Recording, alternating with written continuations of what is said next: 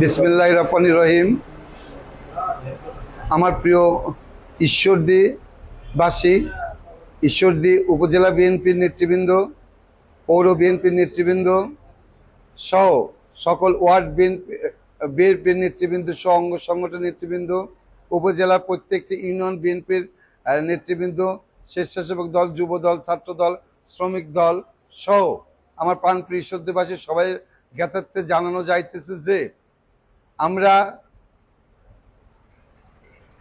আমাদের প্রাণপ্রিয় নেতা, আমাদের আবেগের জায়গা সেই মোখলেছুর রহমান বাবলুর যে শোক র্যালিটা আজকে অনুষ্ঠিত হওয়ার কথা ছিল, সেই র্যালিটা আবহাওয়া বৈরতার কারণে, পারিপার্শ্বিক আবহাওয়ার কারণে আমাদের অত্যন্ত দুঃখের সহিত এই প্রোগ্রামটা স্থগিত করতে হচ্ছে।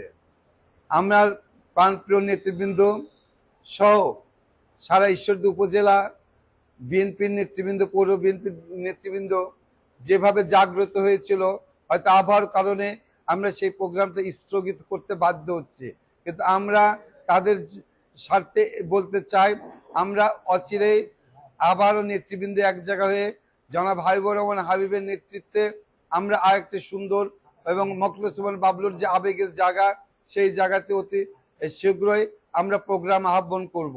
আজকে আমাদের দুঃখের সহিত বলতে হচ্ছে এই প্রোগ্রামটা স্থগিত করতে হলো। সবাইকে ধন্যবাদ জানিয়ে, বাংলাদেশ জাতীয়তাবাদী দলের নেতৃবৃন্দকে ধন্যবাদ জানিয়ে আমি আমার এই সংক্ষিপ্ত বক্তব্য শেষ করছি। বাংলাদেশ জিন্দাবাদ, খালেদা জিয়া জিন্দাবাদ, শহীদ জিয়া অমর হোক, বাবলু ভাই অমর হোক, তারেক জিয়া জিন্দাবাদ। সবাইকে আসসালামু আলাইকুম, ধন্যবাদ।